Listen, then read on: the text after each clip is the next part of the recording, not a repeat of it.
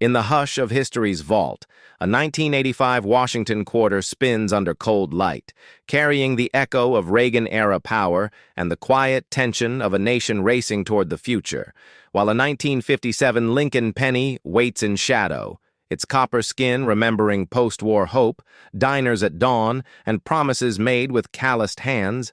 Then a 1971 British 5p crashes into the frame like a newborn era, decimalized, defiant, and uncertain, as if Britain itself just changed the rules mid-game. 3 coins, 3 timelines, 1 fate, metal witnesses to ambition, fear, and forgotten dreams.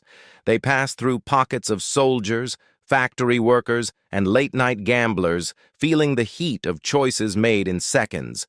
The quarter hears Cold War whispers. The penny tastes the sweetness of American optimism. The 5p feels the shock of a system reborn, scratched, traded, lost, and found again. History doesn't sleep. It circulates, every edge nicked by human hands, every face worn by time, and when these coins finally collide, they reveal a truth no textbook dares to tell. Money remembers everything, and once you hear their story, you'll never look at loose change the same way again. The story of the Washington Quarter, 1985, begins with the long legacy of the Washington Quarter series, which started in 1932 to honor the 200th birth anniversary of George Washington.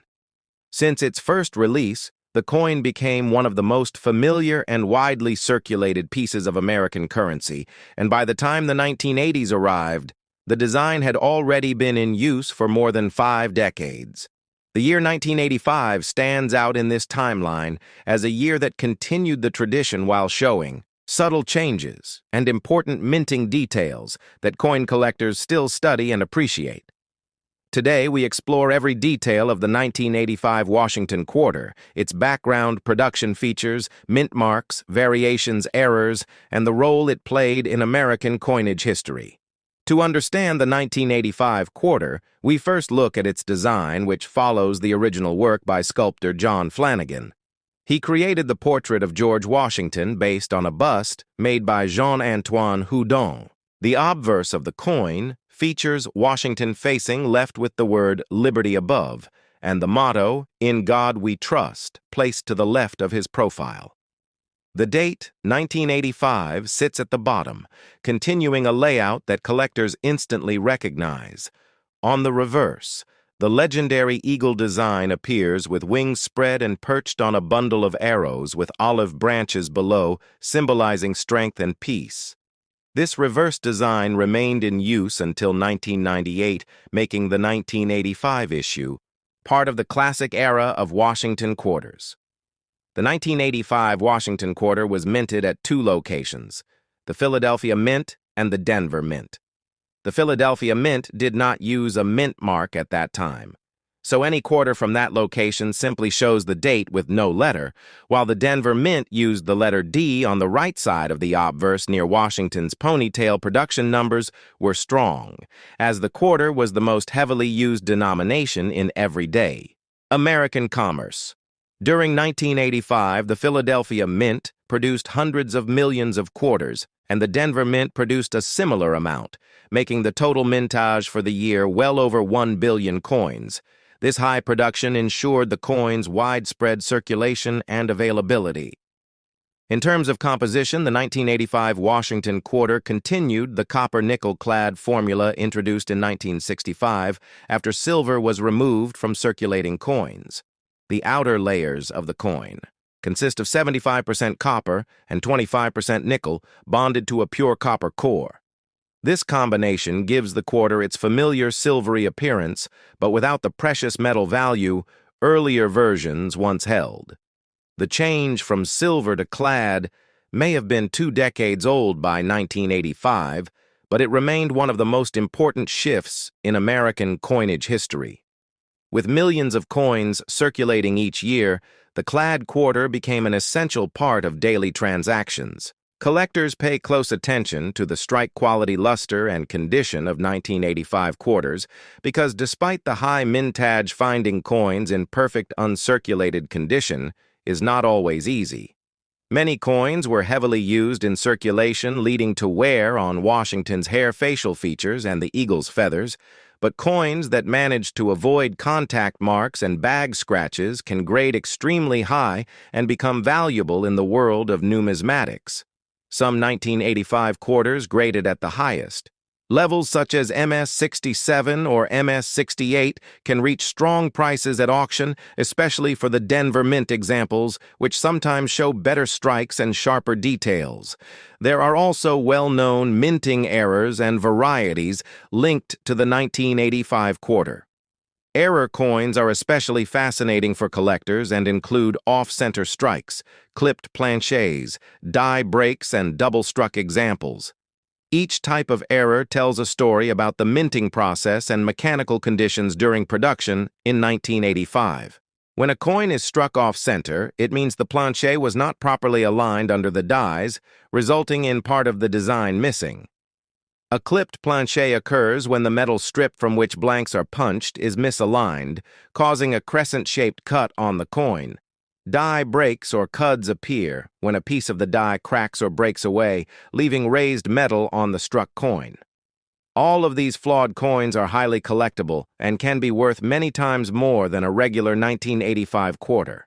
Another important point in the history of the 1985 Washington quarter is the broader context of American currency during the mid-1980s.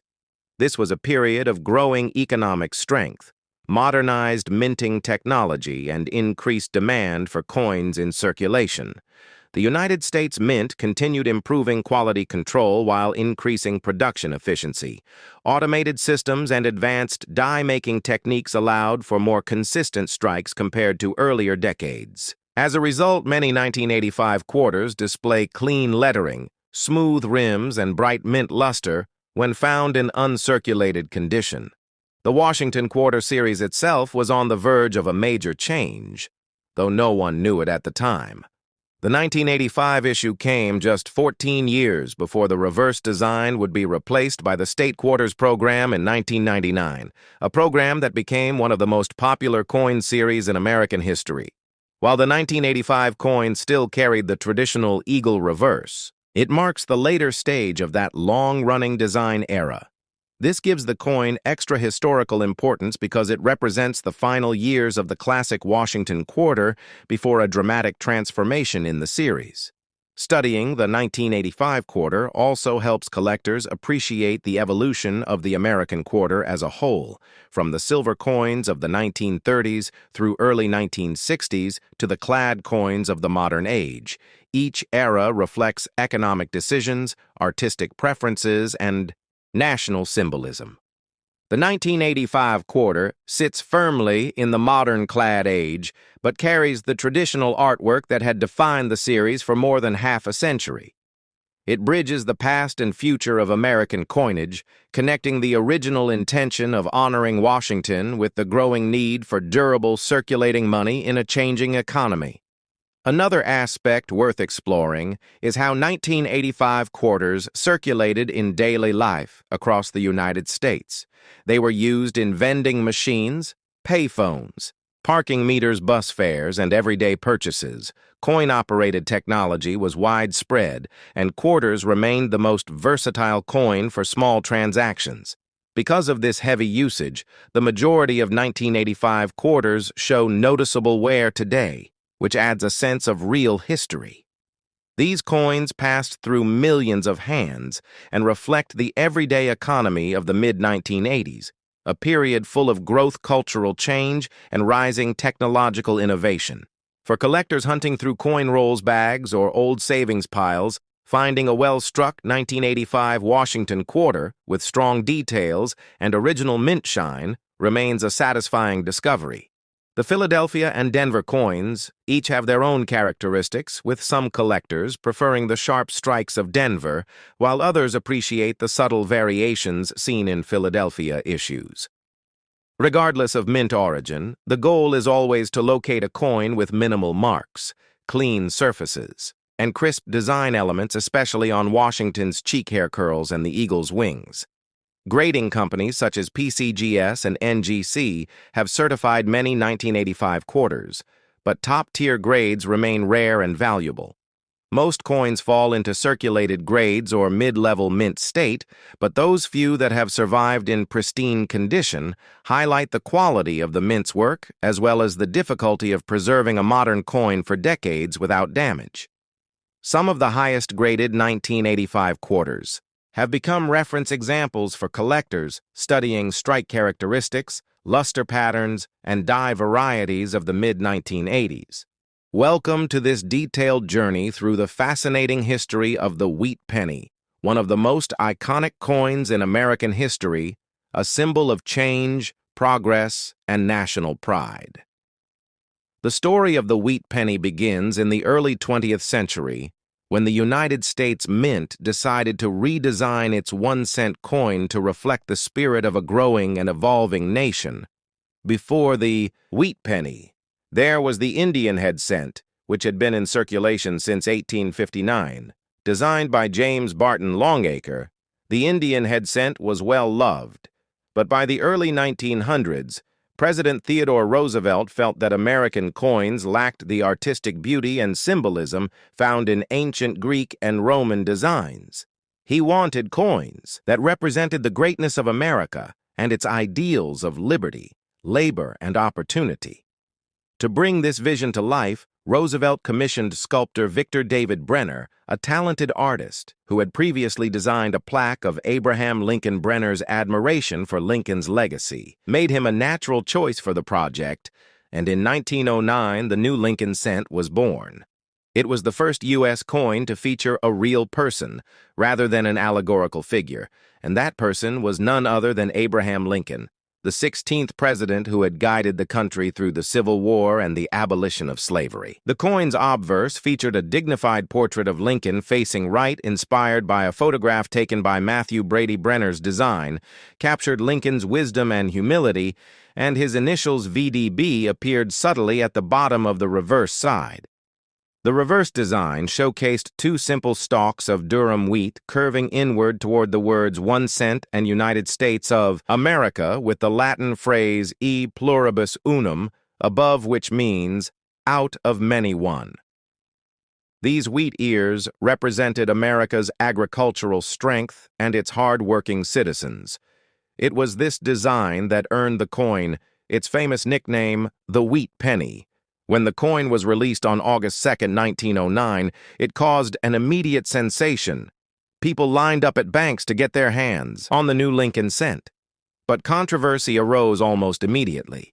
Critics argued that Brenner's initials VDB were too prominent on the reverse, and within days, the Mint ordered their removal, making the 1909 VDB cents instantly rare and highly sought after by collectors. The Philadelphia Mint and the San Francisco Mint both produced coins that year, and the 1909 SVDB pennies from San Francisco became some of the most famous and valuable cents in American numismatic history. Over the years, the wheat penny underwent minor changes, but its design remained largely the same for half a century. The early years from 1909 to 1916 saw coins with sharp details and high relief. But World War I and changes in minting technology led to subtle design modifications. In 1917, Brenner's initials were restored, this time on the obverse below Lincoln's shoulder in much smaller letters. The 1920s and 1930s were challenging times in American history, and the wheat penny witnessed it all, from the prosperity of the Roaring Twenties to the hardship of the Great Depression. The penny remained a reminder of endurance and unity. During these years, mintages fluctuated dramatically, with some coins being produced in massive quantities, while others were made in very small numbers, creating rare key dates that collectors still treasure today. One of the most famous is the 1922 plain cent struck in Denver without a visible mint mark due to a worn die, making it a rare variety highly valued in the collecting world. When World War II broke out, the mint faced a critical material shortage. Copper was essential for ammunition and other war supplies. So in 1943, the mint experimented with a new composition, making pennies out of zinc-coated steel. These steel cents had a silvery appearance and were often mistaken for dimes. They also rusted easily and caused confusion in vending machines. The public disliked them, and by 1944, the mint returned to a bronze alloy made from recycled shell casings from the war effort, giving rise to what collectors affectionately call the shell case cents. Throughout the 1940s and 1950s, the wheat penny remained a fixture of daily life. Children collected them in jars, parents used them for groceries, and they circulated through every corner of the nation. Each penny was a tiny piece of history carrying the image of Lincoln and the spirit of America. As the years passed, the mint improved production quality and the coins became more uniform, though minor variations in color and luster still fascinated collectors. By the late 1950s, however, the United States was looking forward to modernization, and a new design was proposed to mark the 150th anniversary of Abraham Lincoln's birth. In 1959, the reverse of the penny was changed from the wheat design to a depiction of the Lincoln Memorial, designed by Frank Gasparro, ending the 50-year run of the beloved wheat penny. The final year of issue 1958 marked the close of a significant chapter in American coinage history. Even after production ceased, the legacy of the wheat penny endured. Collectors and historians alike recognized its importance not only as currency, but as a cultural symbol. It represented a bridge between the 19th century and the modern age, a testament to craftsmanship, patriotism, and economic resilience. Millions of Americans who grew up using wheat pennies remember them fondly, and coin collectors today still hunt for rare dates, mint marks, and varieties. Among the most coveted are the 1909 SVDB, the 1914D, the 1922 plain, and the famous 1955 double die obverse, where the date and lettering appear doubled, creating a striking visual effect. The wheat penny also tells the story of technological progress. As minting technology improved, so did the precision and consistency of coin production. Early wheat pennies often show weak strikes or uneven coloration due to the limitations of early 20th century minting presses. Later issues, however, especially those from the 1950s, exhibit sharp details and brilliant luster thanks to better equipment and quality control. Beyond the metal itself, the wheat penny reflects America's social and economic journey. Through the Roaring Twenties, Depression era, and wartime economy, it remained a stable and trusted symbol of value. People carried them in pockets during job searches in bread lines and during moments of triumph and despair. The face of Lincoln on the obverse became a constant reminder of unity and perseverance. Through decades of change, the wheat penny represented not just money but meaning. Collectors today often begin their numismatic journeys with wheat pennies because they are affordable, accessible, and rich in history. Searching through old jars and rolls of coins for hidden treasures has introduced generations of hobbyists to the excitement of coin collecting. Many people still dream of finding that rare 1909 SVDB or 1955 double die in circulation, although most have long been taken out of everyday use. The story of the British 5-pence coin of 1971 begins at one of the most transformative moments in the history of British currency, when the nation undertook the momentous change from the old pounds, shillings, and pence system to the new decimal currency that would reshape daily life commerce and the entire monetary identity of the United Kingdom. Before 1971, the British public used a system that dated back centuries, with 12 pence to a shilling and 20 shillings to a pound. And while this system carried deep historical meaning, it had become increasingly impractical for a modern industrial society. Many countries around the world had already moved to decimal systems that were easier to calculate and more consistent with international standards, and Britain finally made the decision to follow suit. The changeover, known as Decimal Day, or D-Day, took place on 15th of February 1971, and the introduction of new coins, including the new 5-pence piece, played a central role in preparing the public for the future of British money. The 5-pence coin, introduced in 1971, was not entirely unfamiliar to the British people, because it had first appeared in 1968 as part of the early transition toward decimalization. It was designed to be equivalent in value to the old 1 shilling coin, and for this reason it shared the same size, weight, and general feel as the shilling that people had used for generations. This careful continuity ensured that the public could adopt the new coinage without confusion, and that shopkeepers, banks, and businesses could continue operating smoothly during the national transition.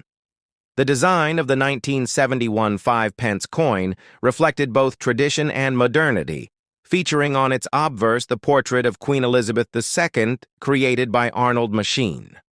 This portrait was widely acclaimed for its elegance and became one of the most recognizable images of the Queen during her long reign. The reverse design displayed the crowned thistle of Scotland created by the artist Christopher Ironside, symbolizing unity heritage and the deep connection between the nations of the United Kingdom. As the first fully decimal 5-pence coin circulated across Britain, it became a standard part of daily transactions and a symbol of modernization. Through the 1970s, the British public adjusted to the new monetary system, and the 5-pence coin became an essential unit of value used in shops' markets, bus fares, vending machines, and countless small exchanges. Its durability and the familiarity inherited from the shilling allowed it to settle comfortably into everyday life. Over time, however, as inflation changed the value of money, discussions emerged about whether the sizes of the decimal coins should be reevaluated. Many felt that some of the coins were too large for their relative value, especially as purchasing power shifted. Nonetheless, the original 1971 5-pence coin remained in circulation for 2 decades, serving as a durable link between the pre-decimal and post-decimal monetary eras. Throughout the 1980s, the United Kingdom saw economic changes, technological advances, and increasingly modernized currency production methods, and the Royal Mint began exploring ways to make the coins more efficient for both public handling and industrial processing. These discussions eventually led to a major development in the life of the 5-pence coin. In 1990, the government announced that the 5-pence coin would be reduced in size to make it more practical and to better reflect its actual economic value. Thus, in 1990, the smaller 5-pence coin entered circulation, and the original larger 1971 version gradually began to disappear from wallets and pockets across the country. By 1991, the old larger coins were officially demonetized, ending their 20-year chapter as a circulating denomination. Yet the legacy of the 1971 5-pence coin remains highly significant. For coin collectors and historians, this coin represents one of the most important transitional issues of modern British numismatics. It marks the moment when Britain embraced a simplified, rational, and globally aligned monetary system while still preserving elements of its culture and heritage through thoughtful design choices. The coin also represents a major step in the evolution of British currency because it paved the way for later redesigns, updates, and the continued modernization of the national coinage. Even today, when handling the current smaller 5-pence coin, many people still think of the older version and remember the era when decimalization reshaped everyday life.